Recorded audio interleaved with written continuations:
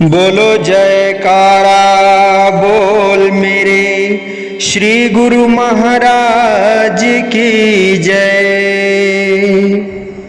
मोह अज्ञान के चक्कर में भर में जन्म अनेक, अपनी दया से दीजिए निज चरण की टेक। बोलो जयकारा बोल मेरे श्री गुरु महाराज की जय। बोलिए सांचे दरबार की जय। श्री आनंदपुरवासी भगवान की जय। श्री नगली निवासी भगवान की जय। समस्त भगत जी को जय सच्चिदानंद जी। भगत जी इस चैनल को सब्सक्राइब कीजिए, वीडियो को भी लाइक कीजिए और वीडियो को ज़्यादा से ज़्यादा गुरुमुखों के पास शेयर कीजिए ताकि यह भक्ति में सत्संग समस्त गुरुमुख जन तक पहुंच सके और आप भी पूर्ण के भागी बने। जय सच्चिदानंद भगत जी। सहारनपुर में एक सेठ एक महात्मा जी के सत्संग में जाता था। जब भी महात्मा जी उसके भले के लिए उसे कोई धन की सेवा के लिए कहते तो वह टाल देता था। लाखों रुपए पास होते हुए भी उसने कभी एक पाई भी सत्कार के लिए खर्च नहीं की। महात्मा जी के गुरु हरिद्वार में रहते थे। महात्मा जी के बार बार कहने पर भी वह कभी उनके दर्शन करने हरिद्वार नहीं गया। उसके रिश्तेदारों ने भी कहा कि गंगा स्नान कर आओ और श्री गुरु महाराज जी के दर्शन भी कराओ, लेकिन उसने सबकी बात अनसुनी कर दी। गुरुवाणी में वर्णन आया है, मन की मन ही माही रही, मन की मन ही माही रही, ना हरि भजे न तीरथ सेवे, चोटी काली गही। अर्थात मन की बात मन में ही रह गई, न प्रभु का सुमिरन किया, न किसी धार्मिक तीर्थ स्थान पर जाकर कोई सेवा की, परंतु मृत्यु ने उसे आन दबोचा। यही हाल उस सेठ का हुआ। अचानक एक दिन काल ने आकर उसको पकड़ लिया और वह मृत्यु के मुख में समा गया।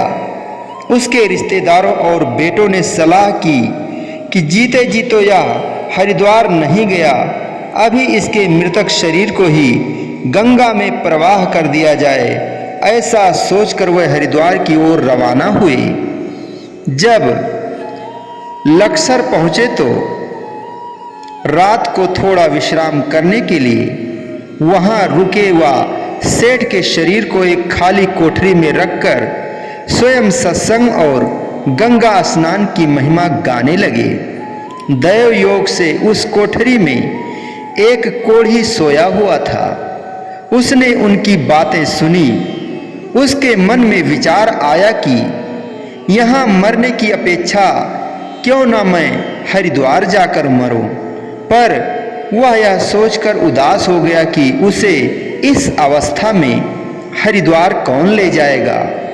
उसने एक युक्ति सोची। धीरे धीरे सेठ के शरीर से कपड़ा उतारकर उसके शव को वहीं जमीन पर रखकर वह स्वयं खाट पर लेट गया। उधर उन्होंने थकान उतारकर अंधेरे में रखी हुई खाट उठाई और हरिद्वार की ओर चल दिए। जैसे ही खाट नीचे रखी, वह कोढ़ी जय गंगा मैया की कहता हुआ उठ खड़ा हुआ। वह भी हैरान हो गए। जितने भी लोग थे सभी हैरान हो गए। उसके मुंह की तरफ देखकर पूछने लगे कि तुम कौन हो और सेठ का शरीर किधर गया। कोढ़ी ने जवाब दिया कि मैं बहुत दुखी और बीमार हूँ। मेरे दिल में यह तीव्र उत्कंठा थी कि मैं हरिद्वार जाऊं, पर मुझ असहाय को यहाँ कौन लेकर आता, इसीलिए सेठ के शरीर को वहीं उतार मैं खाट पर लेट गया। मेरी इस गुस्ताखी के लिए आप मुझे मारें या छोड़ दें, यह आपकी इच्छा है। उन्होंने सोचा कि इसे मारने से हमें क्या हाथ लगेगा। उन्होंने 2 घोड़े किराए पर लेकर 2 नौकर को दिए और कहा कि आगे वाले घोड़े पर तुम बैठना और पीछे वाले घोड़े पर सेठ के शरीर को रखकर उस घोड़े को रस्सी से अपने वाले घोड़े के साथ बांधकर ले आना। दोनों नौकर रवाना हुए। वहां पहुंचकर उन्होंने एक घोड़े पर सेठ के शरीर को रखा और रस्सी बांधकर स्वयं दूसरे घोड़े पर जा चढ़े। कुदरत का संयोग, जिस घोड़े पर सेठ का शव था वह बिदकता था। थोड़ा आगे आने पर वह रस्सा छुड़वाकर भाग खड़ा हुआ और भागते भागते सहारनपुर जा पहुंचा। शहर के लोगों ने कपड़ा हटाकर देखा तो पहचाना कि यह तो सेठ का शव ही है।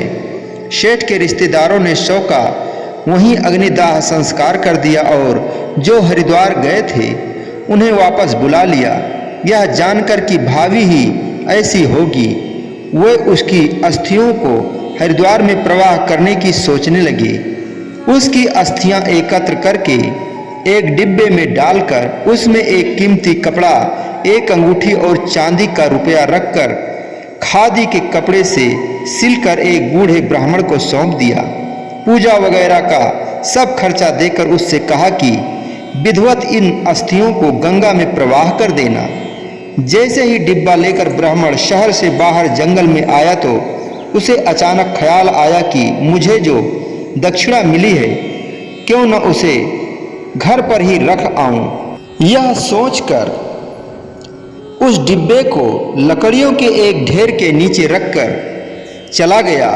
तभी एक सफाई कर्मचारी लकड़ियां लेने जंगल में आया और उसने उसी ढेर पर जैसे ही कुल्हाड़ा मारा, डिब्बा छन छन करके जमीन पर आ गिरा।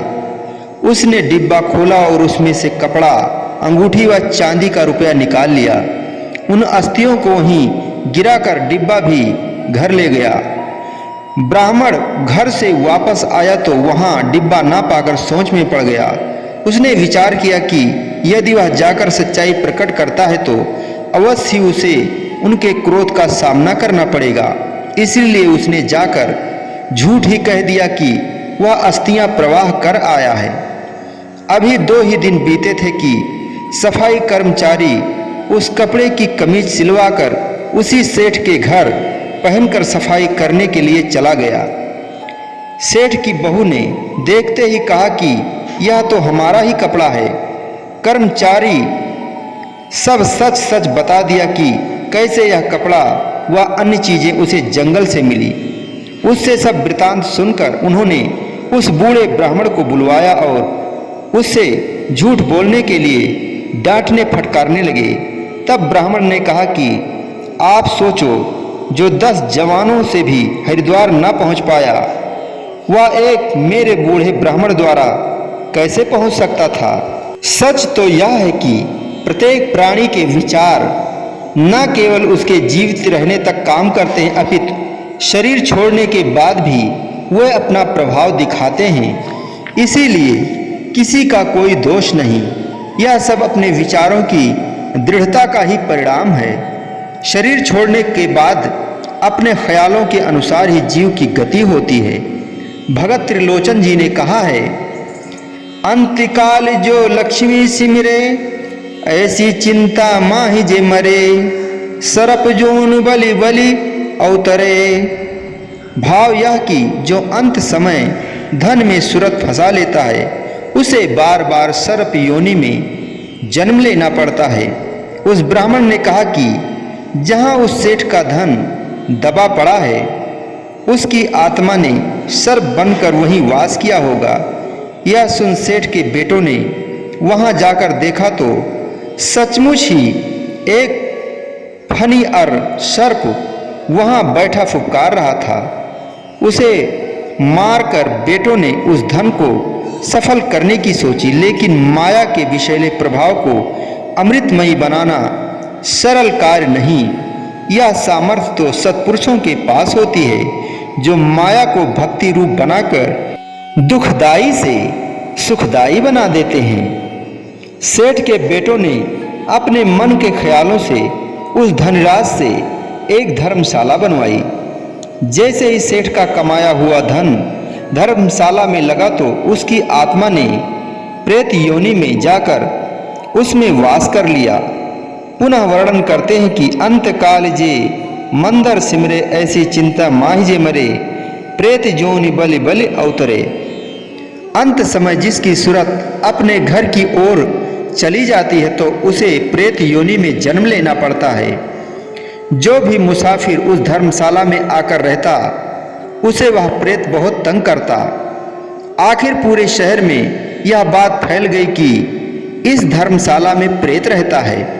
प्रेत के डर से कोई भी आदमी उस धर्मशाला में नहीं टिकता था। जो संतों का कहना नहीं मानते हैं वह अपने कर्मों का हिसाब स्वयं देते हैं। ऊपर दिए गए उदाहरण से समझ सकते हैं कि विचार जीव को कैसे भटकाते हैं। जीते जी जो अपने अंदर जैसा ख्याल सुदृढ़ कर लेता है उसका परिणाम उसे शरीर रहने तक ही नहीं अपितु मृत्यु उपरांत भी भुगतना पड़ता है। यह सब अज्ञानतावश बुद्धि की मैल के कारण है। इसीलिए इंसान को चाहिए और विचार भी करना चाहिए कि अज्ञानता का यह अंधकार कैसे दूर हो। इंसान को संसार में किस प्रकार रहना चाहिए। जैसे हम कपड़े पहनते हैं स्वयं उस पर मिट्टी ना भी डालें तो अगले दिन वे मैले हो ही जाते हैं। जैसे घर में हम मिट्टी नहीं डालते तो भी झाड़ू लगाने से मिट्टी निकल आती है। दांतों पर रोज हल्की पीली तह चढ़ जाती है। इसी प्रकार बुद्धि पर मायावी विचारों का कुसंग का प्रभाव चढ़ ही जाता है। हमें भले ही यह दृष्टिगोचर ना हो किंतु यह धीरे धीरे अपना प्रभाव डाल ही देता है। जैसे नाखून और बाल बढ़ते रहते हैं लेकिन पता बाद में चलता है, वैसे ही बुद्धि जो अति सूक्ष्म है उस पर धीरे धीरे मैल चढ़ती जाती है। पहले तो उसका पता नहीं चलता किंतु उसका परिणाम बाद में दृष्टिगोचर होता है। इंसान का स्वभाव पशु के समान हो जाता है। क्रोध और अहंकार के कारण उसे कितनी भी मुश्किलों का सामना करना पड़ता है। मोह और काम के कारण उसे कितनी ही बीमारियां घेर लेती हैं। लोभ आदि के विकारों के कारण मित्र भी शत्रु बन जाते हैं। विचार इतने दूषित हो जाते हैं कि कभी कभी वह अपनी अनमोल जिंदगी को स्वयं ही समाप्त कर देना चाहता है। अब प्रश्न यह उठता है कि ऐसे दुख से स्वयं को कैसे बचाएं और अपने मलिन विचारों को दग्ध करके किस प्रकार अंतःकरण को उज्जवल एवं शुद्ध बनाएं। सद्गुरु के नाम की रोशनी में सफर करने से जीव के मन की सब कलुषता धुल जाती है। जीवन प्रकाशमयी बन जाता है। जब जीवन में ज्ञान का प्रकाश हो जाता है तो जीव के विचार स्वतः ही सही हो जाते हैं। वह स्वयं भी सुखी हो जाता है और जो उसके संग में आते हैं वह भी दुखों से छुटकारा पाकर सुखी हो जाते हैं। बोलो जयकारा बोल मेरे श्री गुरु महाराज की जय। बोलिए साचे दरबार की जय।